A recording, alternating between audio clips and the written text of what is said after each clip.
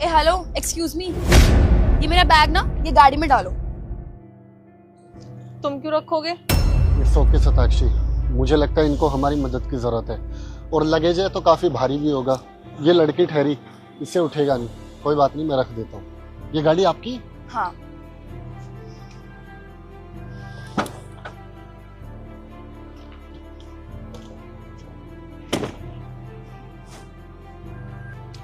Okay चलो। ये वाला बैग कौन रखेगा? ये भी गाड़ी में डालो। मैडम ये तो हैंड बैग है, ये तो आप इजीली उठा सकते हो, खुद उठा लो।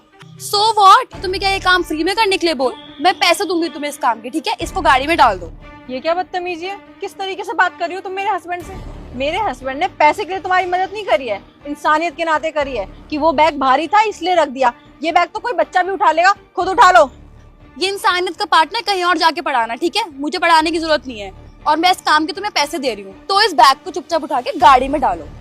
देखा सताक्षी, लगता है इनके पास नया नया पैसा आया है, इसीलिए पैसे के साथ घमंड भी आ गया। लगता है आपको अपने पैसे का कुछ ज्यादा ही गुरूर है। बाप ने कुछ ज्यादा ही कमा के छोड़ा है। ओ हेलो, मेरे बाप पे जाने की जरूरत नहीं, ठीक है? वहां तक जाने के लिए तुझे 7 जन्म लग जाएंगे, जो तू कभी नहीं कर सकता। अच्छा, मुझे भी तो पता चले कौन है तुम्हारे फादर, नाम बताओगे उनका? मेरे डैड ने इस एरिया के SHO हैं, ठीक है? मिस्टर धर्मेंद्र सिंह। जानता है तू उन्हें? नहीं जानता ना? Mind your language. तुम्हें पता नहीं है तुम किससे बात कर रही हो। और तुम्हारा ईगो हर्ट हो गया होगा ना, तो तुझे भी नहीं पता कि मेरे डैड कौन है, तो फालतू मत बोले यहाँ पे ज्यादा। इट्स ओके सताक्षी, ये जिनका नाम ले रही है ना, मैं उनका बहुत अच्छे से जानता हूँ। वैसे उनकी तो इतनी बेकार परवरिश हो नहीं सकती। और रही पैसों की बात, तुम्हारे पापा को शायद तुम्हें सिखा देना चाहिए था कि अगर तुम्हारे पास इतना ही पैसा है तो गरीबों में दान कर देना चाहिए, दुआएं मिलेगी। कर दूंगी भिखारी को दान, और वैसे भिखारी को ही तो दे रही हूँ। तुम दोनों भिखारी ही हो मेरी नजर में। अच्छा, सही कहा इन्होंने, हम इनके आगे गरीब है। चलो थोड़ा तुम्हारे पापा से बात कर लेते हैं, मिल लेते हैं, मैं उनको बहुत अच्छे से जानता हूँ। अच्छा कर लो, कॉल कर लो। अपने लिए खुद प्रॉब्लम क्रिएट कर रहे हो और कुछ नहीं कर रहे, ठीक है? इसमें मेरा कुछ नहीं, तुम्हारा बहुत कुछ जाएगा। मुसीबत तो अभी पता चलेगा तुम्हारे लिए बनती है या हमारे लिए।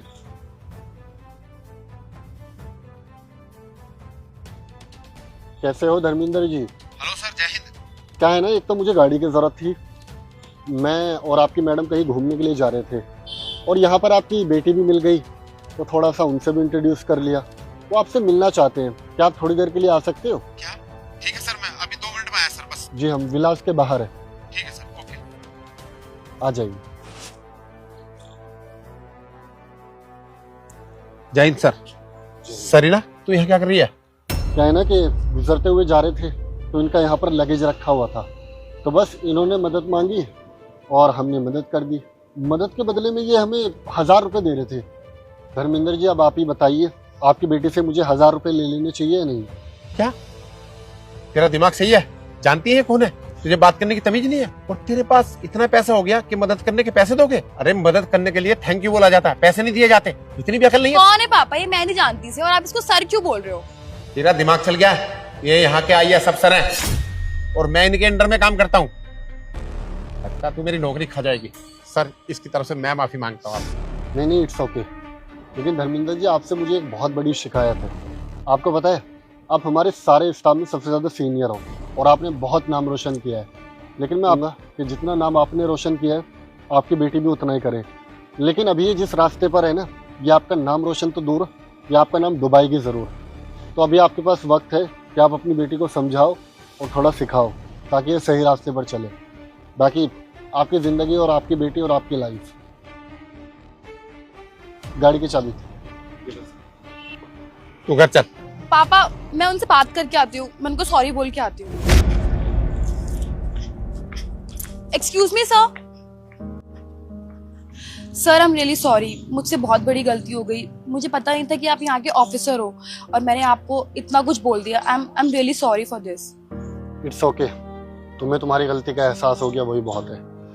बाकी तुम्हारे पापा बहुत होनहार और काबिल ऑफिसर है, उनकी तरह बनो और उनसे कुछ सीखो। और रही पैसों की बात, तो अभी तुम्हें पैसों की इसलिए कदर नहीं है क्योंकि खुद नहीं कमाते हो, पापा के पैसे उड़ाते हो। जिस दिन खुद कमाओगे ना और खुद खर्चोगे तो पैसों की कदर होगी।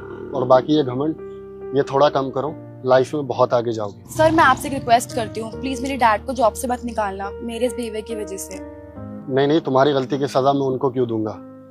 बाकी तुम भी आगे से इन चीज़ों का ध्यान रखना, किसी के भी साथ मिसबिहेव मत करना। Okay sir. चलो।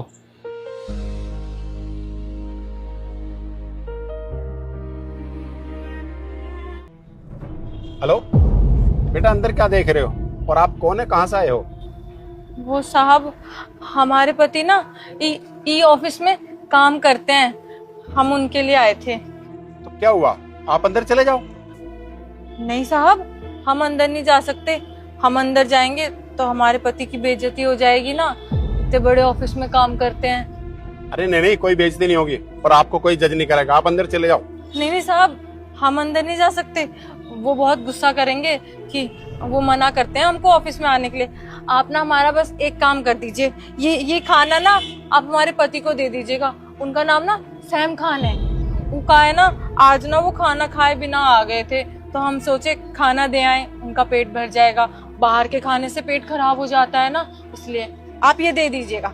अरे नहीं बेटा, मैं इस ऑफिस का मालिक हूँ, एक काम करो, मैं फोन करके अभी बुलाता हूँ। नहीं साहब, हाँ नहीं कीजिए ना। हेलो, हाँ मिस्टर सैम, 1 मिनट गेट पे आना। हाँ जल्दी आओ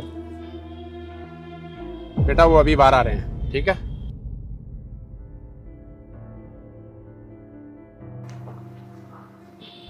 तुम यहाँ, तुम्हें मैंने मना किया था ना कि ऑफिस के आसपास भी मत आना, तो तुम्हें यहाँ का एड्रेस किसने दिया?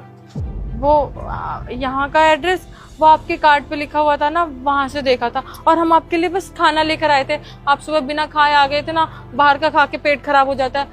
तुम्हारे अंदर दिमाग नाम की चीज है, तो इस दिमाग को यूज करने की जरूरत नहीं है।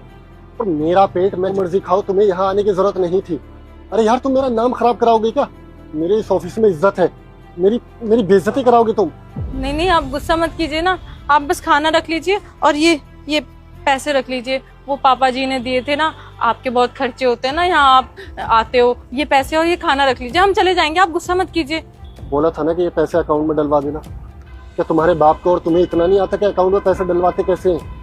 आपको तो पता है ना, हमको ही अकाउंट का झंझट नहीं आता है, इसलिए कुछ गड़बड़ हो जाता तो इसलिए हमने सोचा हम आपको ये कैश ही ला के दे देंगे, है ना। इस गवाह से शादी कर ली मैंने। चलो जाओ यहाँ से। आई एम सॉरी सर, इसने आपका भी वक्त खराब कर दिया, मैं चलता हूँ। 1 मिनट मिस्टर सैम, कौन सी इज्जत की बात कर रहे हो? इज्जत का मतलब भी मालूम है तुम्हें? ये इज्जत दे रहे हो आप अपनी पत्नी को? और हाँ, आपने ऑफिस में झूठ क्यों बोला कि आप शादीशुदा नहीं हो, बैचलर हो? ये जी साहब क्या बोल रहे हैं, आपने झूठ बोला है कि आप शादीशुदा नहीं है। और क्या बोलता? मैं इतनी बड़ी कंपनी में काम करता हूँ, मुझे इतने लोग जानते हैं, मेरा नाम है, मेरे पास पैसा है, सब कुछ है।